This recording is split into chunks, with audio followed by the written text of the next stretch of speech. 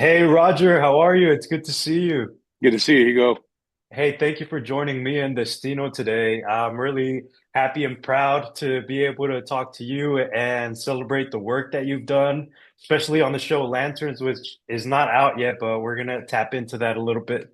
But before we get started, I wanted to hit you with some rapid fire questions. Is that all right? Yep, absolutely. So, I know I personally know your voiceover talents. What's one of the characters you love to voice personally?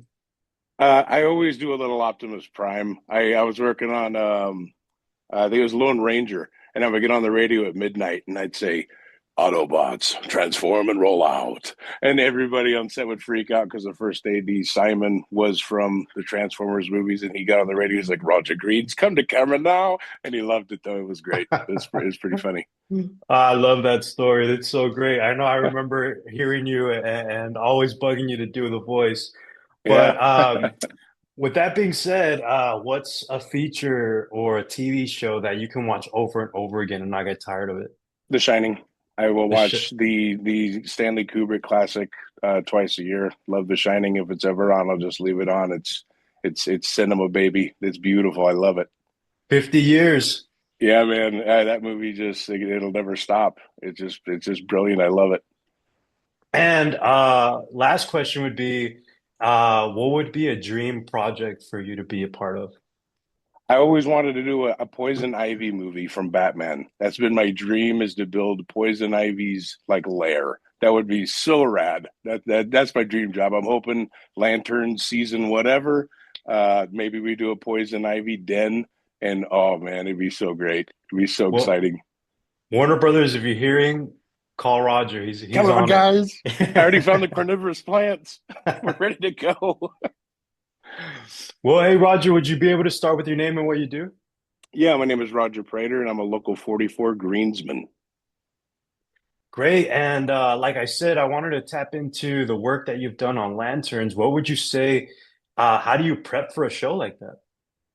Yeah, it starts about a month before for me as greens. We start like a month before we start shooting. I'll start prepping and investigating, learning what's going to be expected, at least in the first block. A lot of these things are shooting blocks now. So it would be the first block of shooting. So it might be four, five, six, 10 sets that get educated on. And then from there, really pick away with the art department and find out like where is it, what time of year is it, what's is it Minnesota or is it Mexico? What's going on with everything, right? And are the characters poor? Are they rich? What's the demographic? What's going on with everything? So you get all that in education, and then you start shopping your sets out, and you get the overall look and feel of things. Is it downtrodden? Is it high end? And you shop out your sets accordingly. And who is part of your team at this point? At this point, it's usually myself, and then I would be hiring my foreman about 2 weeks after I would start. Typically, I'd bring on my foreman, and as I would start receiving deliveries, they would start dressing sets, and keep shopping out from there and start bringing on more crew, about a week after that. What other departments do you typically collaborate with that are on the show?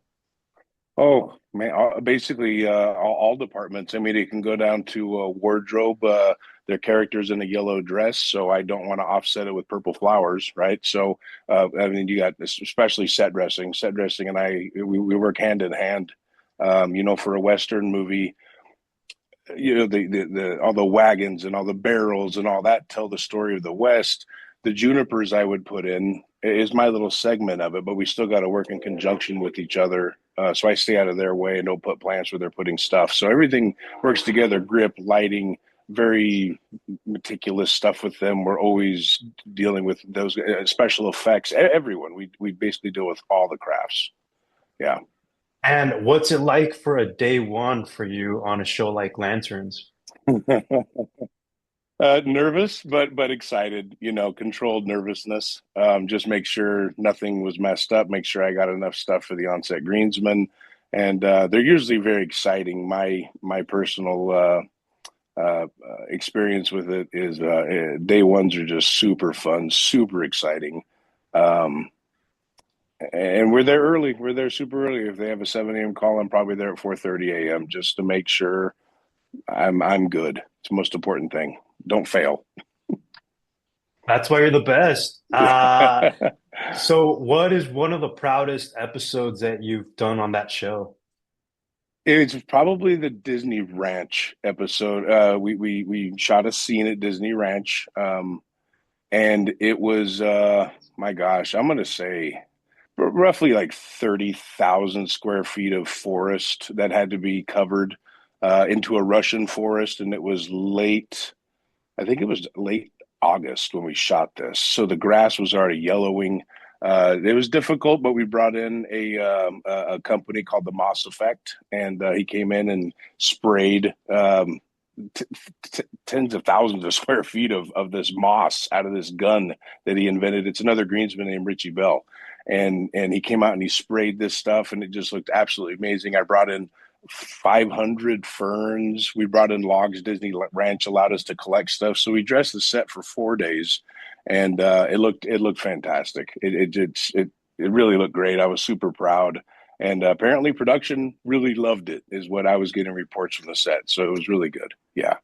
Yeah, what's it like to be able to see like the process from day one all the way to the end? Who do you collaborate with to get it to the point where it needs to be? It would be the production designer, John Panio is his name. And John gave me, the look, the feel of a mossy, dense Russian forest. Mhm. Our art director, Austin Gork, Austin would also come out and work on the set with us there. And then there was a couple art directors, Jason and Will. They come out frequently, and did it all right with me. It was great. Yeah. How do you handle changes or any last minute notes from producers, production designer? Oh, and you just smile real big immediately, and because if you're nervous, they're nervous. So whatever notes they might have, you just conform very quickly. You need to keep a second, third, and fourth plan in your head in case these things happen, and they do happen. You have to plan for them to happen. There was there's a nest, I'll say, that we had to make. And of course, people see it, it's fine, it's fine. Then camera gets there and it's no longer fine. So the thing was designed in a way where it could break apart. And it was a mad scramble. We've all been there and we've all seen it. And you freak out, but it all snaps together back okay. And everything was all right. And in about 10 minutes, we had fixed the issue that, nobody saw before this very moment. So you just always have to be prepared, always. And what kind of skills would you say are needed for a job like yours? Um, Passion number one. Passion for what you do in the movie business. It's just fun. You're a part of the big machine, and so I think passion, creativity. You need to be able to see layers. You have to have like forethought. You have to be able to envision things before you actually while you're shopping. You have to be able to shop these things out in your head and layer them out onto the set. So you definitely need some creativity with that stuff. You need to know some stuff about design too, because if you're at a shopping center, right, and a shopping center would be designed by like a landscape designer, right? So you're going to do your pittosporums, then you're going to step into your rhapholippus, and it's all just very organized and ornate. But then you have to know about nature. Like, what does nature look like? And nature's chaos, right? So you have to figure out how to do chaos as well as you do a architecturally sound design at a mall, right? So, and then problem solving skills. You really need to be able to come up with stuff on the fly. They want a 40-foot limb flying from the perms, but you got rock and roll truss, you got lighting grids, you got everything in the way. So how are you going to do this in maybe not a non-traditional sense, but still safe? And like, it's got to be safe. So. And what's a typical day, if there is one, on a show like Lanterns for you? How many hours or what are you putting together on this time? I had a extremely fantastic crew on Lanterns. So they made things very easy for me. So I would only work a 12-hour day. I was always fine with just working 11 and a half off production is what we do. And for me, it would just be solidifying the set for the day that's going to shoot. Are we still prepping? Is everything good? Uh, final touches with things as they correspond throughout the day. You might think you're done, and then here comes set dressing with a bunch of mailboxes or lampposts, and now you have to figure out, I didn't know, you got to hide all these bases. You have to do these things that maybe you weren't ready for and you were ready to leave. Now you got to fix those too. And then the electricians show up and run cable through the set. So now you have to hide the cable. But it's all a part of the responsibilities of the greens department.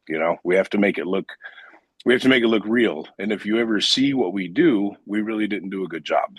That's the thing about greens is you're supposed to see the set dressing, you're supposed to see the wagons, the barrels, the whiskey bottles. You're not supposed to notice what we do. So that's the cool part. To me, I actually like the fact that nobody sees what we do because that means I did a fantastic job. So Well, it's the first stroke for the painting is the way I like to see it because it's usually your work is what we get to walk to and to be able to build off of that and start layering the set and be able to get it to the point where the finish. yeah, yeah, it's a blast. I still adore it. It's been 30 years and we're on Christmas break right now, but I'm still excited to get back after the new year. I just like it. It's you integrate it into your life. It's not so much a job. It's definitely a career. And if you just integrate it into your life, then it's not hard anymore. It's a lot of fun. Yeah, and well, that brings me to I know that you've worked on a lot of multi-camera shows, so how do you compare a show like Lanterns to a multicam like The Big Bang Theory, for example? Well, you get on something like Big Bang. Number one, you're excited because you're on Big Bang Theory in the first place. So I was like, when I first walked in and saw that comic book shot for the first time, I froze. I was like, "What?" But the difference in the two I mean, it's apples and oranges. It's a show like Lanterns is, I'd have 5, 6 days to dress one set. Mhm. They'd shoot it for one, and I'd strike it in two. Something like Big Bang Theory is possibly even dressed the day of because of things with the way their shooting schedules might be. They go to lunch, you have to strike a set, install another set. Um, Three cameras are a completely different beast. There is nothing else like them. A 30-minute single cam, it feels like working on a regular kind of show. The sitcoms are demanding. There's a lot of midnight calls on those things, a lot of Fridays on those things. Um, but they're it's a gig. It's fun. It's still fun. It's Big Bang Theory. It's yeah. We did Mom. We did Mike and Molly. Just a bunch of them. Through the years, I was at Warner Brothers there for like 14 years doing all these TV shows. So it was really great. Yeah, and that leads me to my next question, which is what made you want to work in entertainment? Oh man. Well, when I was a kid in Fresno, I did a bunch of TV commercials and I saw the crew and I told my mom one day, I just want to work in the movies. And then I was obsessed my entire life with movies. I grew up in Fresno, Madera, California. And when I graduated high school, I won a couple $1,000 on a slot machine. I told my parents I'm moving to Hollywood. I got down here. I got 5 jobs. One of them was a busboy at Warner Brothers. I would show up every day with a pair of boots and a hammer at 5 a.m. And eventually, it's Local 724, a guy named Fred Myers, gave me my break. And from there, I went on to a movie called The Game. And then on The Game, we went to The Parent Trap. And that's where I met a Greensman named Dave Harris. And Dave took me under his wing, got me in as a greensman, showed me everything that there was to show me. I mean, that guy taught me everything. So I was super fortunate to have a mentor, and I kind of think that's what we're missing in today's, space is everybody's just we're so busy. We don't have time to tuck anybody under our wings and to show them how to base a tree, how to build a tree, how to do 3, 5, 7, and nines when you're doing design stuff, how a vine goes like the veins in your arm and not this fan like a peacock tail. Nobody's there to show these guys, so they show up to work. They're doing not very creative, like, it looks like an action figure play set instead of a movie set. So I was super fortunate to have somebody who showed me the way. And then when I became a greensman, I wasn't just like, brand new wiping my nose and standing at the back of a truck wondering what to do next. So I think we need more of that in today's, space, but we'll see. Yeah, I agree. I think that's one of the most important things, especially for a position like yours, where we see your work on screen all the time, but there's a lot of young people or people that are not educated with the work that we do that realize that you get paid to do stuff like this, to build the forest, Yeah. to bring in the bushes outside of Sheldon's house or anything like that. That's why I wanted to talk to you and kind of I'll also ask you what's been your biggest takeaway being 30 years in this career? My biggest takeaway from this has been it's I lived my dream. I really did. I aimed for it. I knew nobody in this business, and I did it. And it's just I'm still grateful to this day. I really do love the business. I love immersion. I love theming. I love theme parks. I mean, everybody that knows me knows I'm a giant Disneyland nerd. I just love I love entertainment. I just feel so fortunate to still be able to do this. I know a lot of us out there are hurting and stuff, and it's just absolutely horrific what happened to us. But I think it's going to turn around. I really do. And it just if you got passion for the motion picture industry, yeah, I'm glad I chased my dreams. It worked out well for me. Yeah, and I did want to bring up one very important thing is that how were you able to get into your union? Because I know that was a challenge for me, and that's the biggest part of being able to land a job like Lanterns and Big Bang Theory. Yeah, so to get into my union, the books have to be it's called open, right? The books have to be open, which means everybody who wants to work is working. Once that happens, there has to be a need for the call, right? So there's the second pin in the puzzle. So we would be able to hire on as a permit, and as long as we have work for 30 days, then you're able to get into the union, pay your dues, contract services. There's a whole mess of stuff that goes along with that, but you're in. If you get 30 days within a year, you're able to get into the union, and to do that is still kind of it's kind of you have to know somebody, or you have to know to know. It's one of those things. It's just like how do you know without there's no really information online about it. The unions don't have apparently there's like a permit list, but I don't know if anybody really gets any calls off of that thing. um, but it really is knowing somebody at the right time. During COVID, we had to have people that were vaccinated, and there was a lot of people in the industry that chose to not get vaccinated, which is totally awesome for them. Um, and so we got in permits, and these permits. A couple of them are still working today, but that's how they got in. Their dads were Teamsters. Once again, we knew them, um, so they had an in. Um, that's the difficult part. And what would you say is the best way to network and meet the right people and be in the loop of what's going on out there?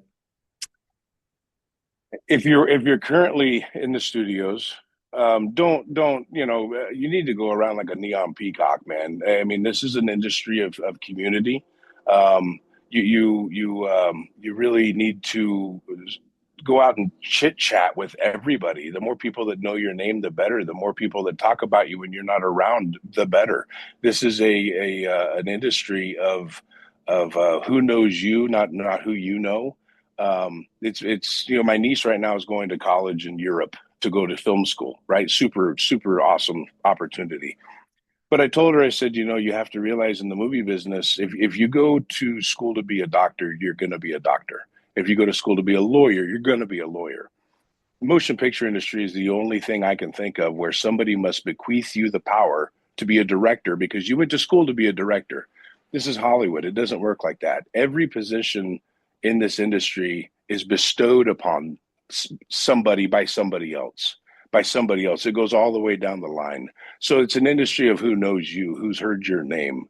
So I would say definitely networking at work, and I mean it's not just do your job, stand in the corner, and not really pay attention to anybody else. I mean, your rigging grips are awesome. You can, the more interaction, the better is what I would recommend. I mean, I strut around trigger fingers all the time. I mean, I love it. I love where I'm at. It's so much fun. Hey, I agree. I mean, I remember living that moment of that typical movie studio scene where there's like horses walking around and there's people dressed up as Romans and I used to, like you said, I used to crash a lot of sets and just start Yeah, talking to people and eat from electricians to catering to whoever was willing to talk to me. I was always staying curious. And yeah, at the time, I was trying to find out where I fit in. So I was willing to listen to anybody and take tours of the sets, ask a lot of questions.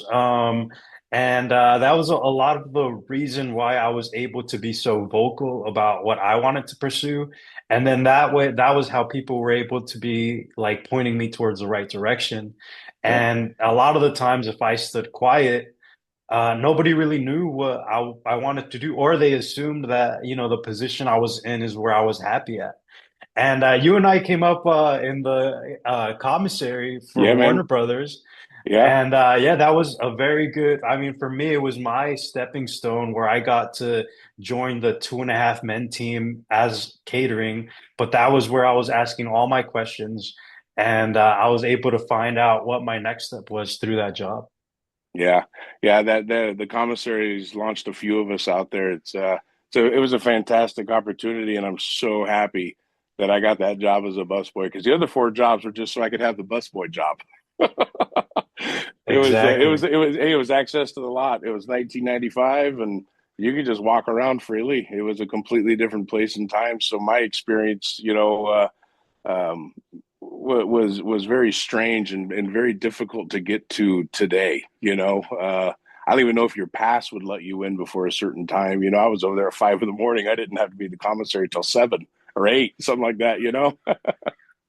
Yeah, I mean, my early days, I felt like I lived on the lot. I was Yeah, always there using the gym at 5:30 whenever they opened, and I left as late as I could. yeah, And yeah, I agree. I mean, my position is doesn't exist either anymore. So that was like a once in a lifetime chance to yeah, be able to show up to the set of Mike and Molly and meet Melissa McCarthy and Billy Gardell and become, friendly and find my footing that way. yeah. Uh, well, if you had any advice for younger people that are trying to get in, what would you say to them? I would tell them to really just pay attention to every craft, not just your own. You got to do your job, of course, of course. But if you need to know lenses, right? So you don't go bug camera. Everybody knows that cameras slam. They're busy. They're the reason we're all there is camera. We all know that. But you can go listen in with camera and maybe go learn your lens sizes.